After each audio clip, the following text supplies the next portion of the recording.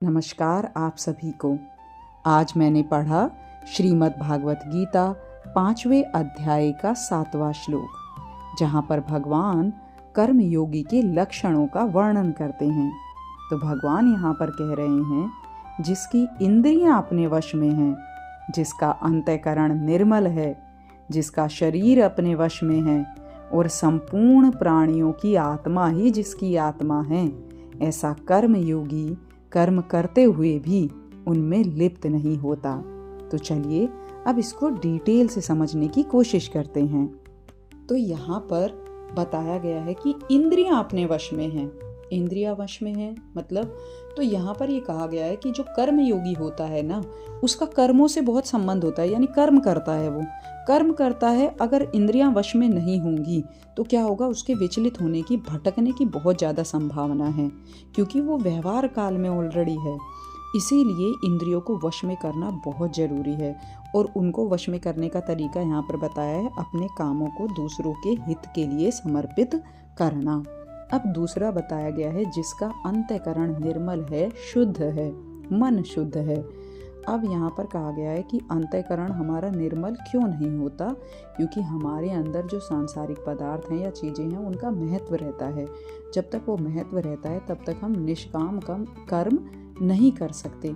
मान लो मेरे मन में किसी प्राणी का महत्व है, तो मैं उसको, जो बाकी लोग हैं उनके कंपैरिजन में उसको ज़्यादा इम्पोर्टेंस दूंगी, या फिर मैं सबको एक समान नहीं समझ पाऊंगी, है ना।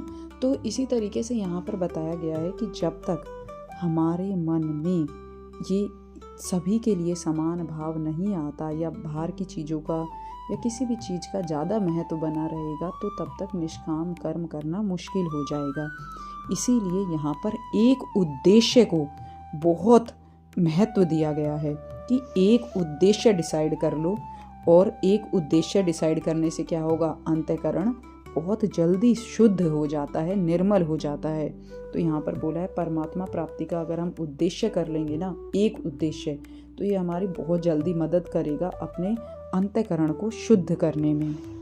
तीसरा यहाँ पर बताया गया कि जिसका शरीर अपने वश में है। पहला बताया इंद्रियां वश में, दूसरा बोला अंतःकरण शुद्ध करना, और तीसरा जिसका शरीर अपने वश में है। तो यहाँ पर ये बताया गया है कि कर्म योगी को शरीर के सुख आराम ये त्यागने पड़ेंगे। अगर हमारे शरीर में आलस्य प्रमाद ये आ रहे हैं, तो इससे क्या होगा कि कर्म योग जो है वो सिद्ध नहीं हो पाएगा। इसलिए ये आलस्य प्रमाद इनका तो त्याग करना पड़ेगा, तभी कर्म योग का अनुष्ठान हो सकता है। फिर चौथा बताया, जो संपूर्ण प्राणियों की आत्मा ही अपनी आत्मा है ऐसा समझता है, यानी संपूर्ण प्राणियों की जो आत्मा, यानी सबके साथ एकता का भाव। जैसे यहाँ पर एग्जाम्पल की हेल्प से समझाया गया है कि जब हमारे किसी एक अंग में चोट लग जाती है, तो दूसरा अंग अपने आप ही, यानी स्वाभाविक रूप से ही उसकी सेवा करने लगता है। ऐसा नहीं होता, मान लो मेरे एक हाथ में चोट लग गई तो मैं दूसरे हाथ से उसे सहलाने लगती हूँ। मेरा ये हाथ ये थोड़ी कहता है, अरे यार मैंने तो तेरे इस हाथ को देखो कितना सहलाया, कितना काम किया, नहीं। तो इसी तरीके से जो कर्म योगी होता है, उसके अंदर भी दूसरों की सेवा और दूसरों को सुख पहुंचाने की जो चेष्टा है, वो स्वाभाविक रूप से आती है। वो किसी को भी अपने से अलग नहीं समझता, बल्कि सबको अपना ही अंग मानता है। तो यहाँ पर एक और एग्जाम्पल दिया गया है कि जैसे हमारे जो शरीर के अंग हैं, उनसे अलग अलग व्यवहार हम करते हैं, क्योंकि उनका अलग अलग काम है। ऐसे ही जो कर्म योगी होता है, वो सभी लोगों से अलग अलग मर्यादा अनुसार भिन्न भिन्न व्यवहार करता है, लेकिन सबको अपना ही मानता है, सबके साथ एकता ही मानता है। यानी वो सब प्राणियों में एकता मानता है, और वो सबके साथ होगा। ऑब्वियसली ऐसा नहीं है कि सबके साथ एक जैसा व्यवहार करेगा, भिन्न भिन्न व्यवहार करेगा, यथा योग्य व्यवहार करेगा, लेकिन सबको अपने से अलग नहीं मानता। उदारता उनका स्वभाव होता है। इसी बात को समझाने के उद्देश्य से यहाँ पर एक और बात कही गई है कि जो क्रिया और पदार्थ हैं, यानी जो भी पदार्थ हैं या जो कुछ भी है, वो निरंतर हमेशा हमारे साथ नहीं रह सकते, उनका नाश हो रहा है।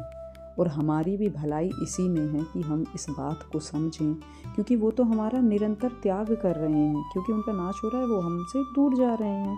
हमारी भी भलाई इसी में है कि हम भी उनका त्याग कर दें, तभी हम मुक्ति पा सकते हैं या परम शांति पा सकते हैं। इसीलिए जो ये क्रिया और पदार्थ हमें मिले हैं, इनको अगर हम दूसरों की सेवा में लगा देंगे तो ये कोई हमारा बड़प्पन नहीं है कि हम इस पे अभिमान करें, ऐसा यहाँ पर बताया है। ये एक वास्तविकता है, क्योंकि आप उन्हें नहीं छोड़ोगे तो वो आपको छोड़ रहे हैं, क्योंकि उनका नाश हो रहा है। आपका स्वरूप नित्य निरंतर है, वो हमेशा हमारे साथ रह ही नहीं सकते। लेकिन हम उन्हें तभी छोड़ सकते हैं या हम दूसरों की सेवा में तभी लग सकते हैं जब हमारे अंदर उदारता हो। अब यहाँ पर बताया है कि उदारता कोई बाहर से आने वाली चीज़ नहीं है, ये हमारा स्वरूप है। और उदारता के लिए ना ही हमें कोई परिश्रम करना है और ना ही कोई धन खर्च करना है। यहाँ पर बताया गया है कि दूसरों के सुख में सुखी हो जाओ, दूसरों को दुखी देखकर करुणित दयालु हो जाए, हृदय में ऐसा भाव आ जाए कि इसको कैसे सुख दूं, इसे कैसे मैं सुखी कर दूं। तो यही क्या है? उदारता है। साथ ही साथ आगे यहाँ पर बताया गया है, भगवान ने कहा है कि भोग और संग्रह ये दोनों ही कर्म योग के साधन में बाधक हैं, क्योंकि ये संसार से हमारा संबंध जोड़ देते हैं। तो इसीलिए भगवान ने कहा है कि कोई सुखी है तो उसको देखकर प्रसन्न हो जाओ, और जब वो कुछ मान लो कोई सुखी है तो उसको देखकर प्रसन्न होने से क्या होगा? अपने भोगने की इच्छा मिटेगी। अब मान लीजिए कोई दुखी है तो कोशिश करो कि भाई मेरे पास जो यथा योग्य सामर्थ्य है, इससे मैं किस तरीके से उसका दुख मिटा सकूं। तो जब ऐसा भाव हमारे अंदर आ जाएगा, जो सुखी हैं उनको देखकर खुश हो जाना, तो भोगने की इच्छा अंदर से ख़त्म हो जाएगी। दुखी है तो उसका दुख मिटाने की कोशिश करना, तो संग्रह की जो इच्छा है वो ख़त्म हो जाएगी। तो यहाँ पर भगवान ने कहा कि प्रसन्नता और करुणा, इनमें एक विलक्षण रस होता है, जिससे कि आपका क्रिया और पदार्थों से क्या हो जाएगा? संबंध विच्छेद हो जाएगा। अब देखो, हमने ये जान तो लिया कि हमें क्या करना है, दूसरों के हित के लिए कार्य करना है, सेवा करना है और दूसरों की खुशी में खुश रहना है, दुखी हो तो दुख को दूर करने का प्रयास करना है। तो जान तो लिया, लेकिन हम इसको अपना नहीं पाते हैं। हमारे जैसे साधारण लोग, हमने कितना कुछ जाना हुआ है, हमने कितना कुछ सुना है, पर उसको मान नहीं पाते, उसको अपने जीवन में उतार नहीं पाते। यहाँ पर बताया है उसका कारण है उद्देश्य और आपका जो रुचि है, यानी आपके जो इंटरेस्ट हैं उसमें डिफरेंसेस होना। कि मान लो उद्देश्य तो मैंने डिसाइड कर लिया कि परमात्मा की प्राप्ति करनी है, लेकिन मेरा जो इंटरेस्ट है वो अभी भी नाशवान चीज़ों में है कि यार गाड़ी आ जाए, घर आ जाए, ये हो जाए, वो हो जाए।